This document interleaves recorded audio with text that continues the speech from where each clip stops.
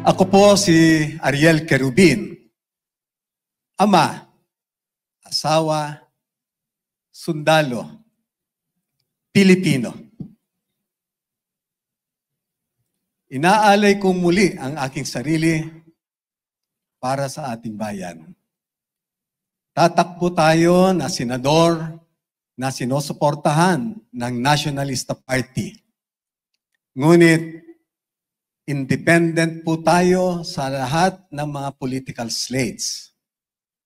Tatakbo po tayo sa tatlong dahilan. Una, matagal ko na pong hangarin o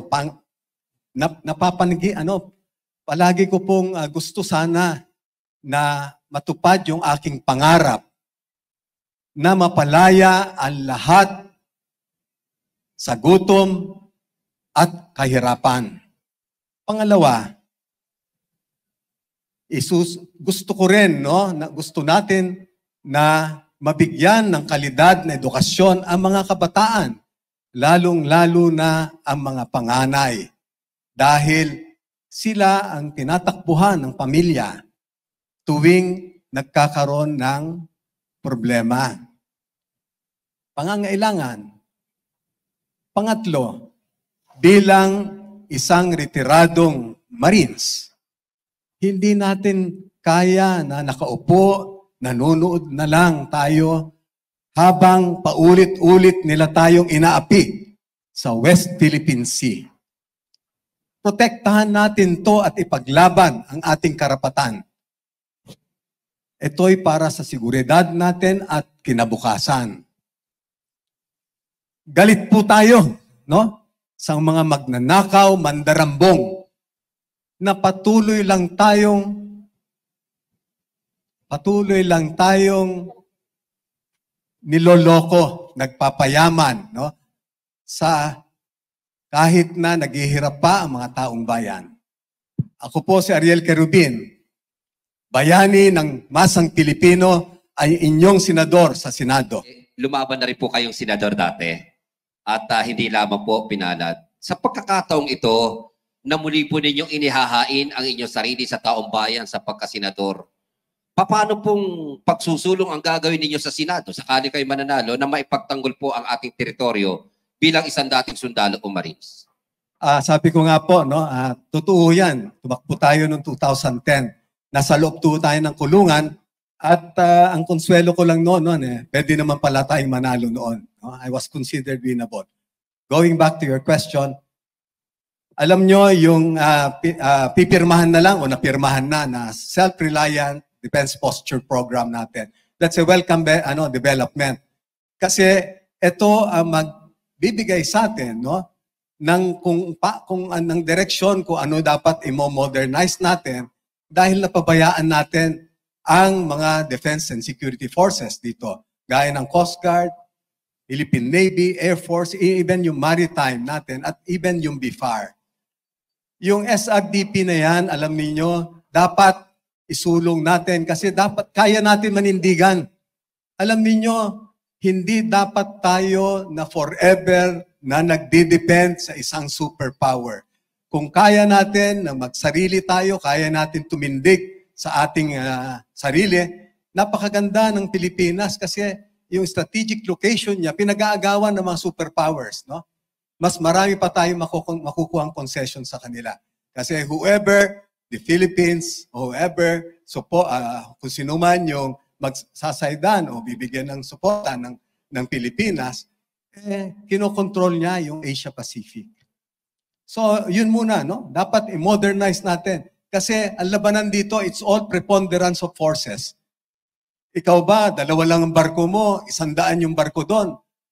Kaya mo bang lumaban? Nakita ho namin kanina si General Magalong, sinamahan po kayo. Ano po yung naging usapan or paano ho kayo nagtagpo sa isang sitwasyon para ho sa gayon ay ibigay naman po yung suporta niya po sa inyo? At gaano po kalaki ang maitutulong po sa inyo ni Mayor Magalong sa inyo pong kampanya? Alam ho ninyo, kaming dalawa ni Mayor Magalong ay nakulong dahil sa korupsyon. Laban sa korupsyon. At ako'y naniniwala sa kanyang advokasya at paulit-ulit ko sinasabi ito na the best antidote to insurgency, violent extremism, and even terrorism. It's good governance, aided by a well-disciplined men in uniform. Doon kami nagkakasang-ayon sa gusto natin na mangyari sa ating bansa. Sir, yung Nationalista Party is part of the administration coalition for 2025, yung Alyansa para sa Bagong Pilipinas. Was there ever an attempt for you to be part of the senatorial slate endorsed by the President? Ano pong nangyari po doon? Sabi ko nga, nung binigyan ako ng signature ba, ng support ng 2,000 retired generals, no? Most of them, yung mga pumirma dyan, they belong to different political parties. So this is now unity beyond politics, no? Kung di man tayo na isama sa koalisyon, sabi ko nga, independente tayo, na tatakbo, na bukas tayo na sumama sa kahit na sinong grupo na ng mga independente na inuuna ang bayan, inuuna ang mga mahirap at mga api at nagbibigay ng dangal sa mga bayani natin, no? Sa mga sakripisyo ng mga bayani natin at nagpapahalaga sa mabuting pamamahala, good governance. So panawagan ko sa aking mga kasamang kandidato na tunay na nagmamahal sa bansa, magsama-sama tayo. Sir, but did you actively seek the endorsement of the President? Hindi tayo, sabi ko, ayaw ko na magbigay pa ng problema sa kanila dahil alam ko yung plato nila punong-puno na ng problema. Ayaw ko na idagdag pa yung sarili ko, no? Kontento ko dahil yung nagbibigay ng proteksyon sa ating mahal na Pangulo, anak ko. So that's a no, sir. You are part of the NP, of the Nationalista Party, but you're running as an independent. So how can we reconcile that? Let me correct you with that, no? I'm being supported by the Nationalista Party, but I am independent from all these political slates. You remember, wala tayo sa koalisyon, wala tayo sa ibang ano. Pero bukas tayo, no? Sa kahit na sinong grupo, later on na mga independents, na sabi ko nga, nag-inuuna nila yung pagmamahal nila sa bayan, no? Inuuna nila yung kapakanan ng mga mahihirap at mga api, no? At paulit-ulit ko sinasabi, may pagpapahalaga sila sa mabuting pamamahala. Sir, as to what extent yung ine-expect or committed na support ng NP sa inyo? Well, I presume, no, lahat ng mga kapartido ko all over the country will support my candidacy. But ang maganda dito, I can cut across all political parties. Kasi sabi nga ng mga sumuporta sa akin ng mga generals, Ariel, this is unity beyond politics. We stand united with you to fight corruption, uplift the living conditions of the poor, and protect our sovereignty. Sino naman tayo na tatanggi sa hamon nila, di ba? Kung naturingan ka na matapang na tao, sabi ko, sir, sige, tanggapin ko. Sir, last point lang.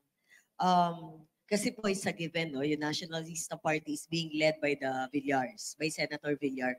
Hindi po ba para magiging conflicted ang image ninyo when you are projecting yourself as an independent, actually being supported and endorsed by Mayor Magalang, who is an anti-corruption advocate, and then the other party, sorry to say this, whether we like it or not, medyo may mga issues, masyadong leaning sa administration, and the party leaders may kanya-kanya ring issue.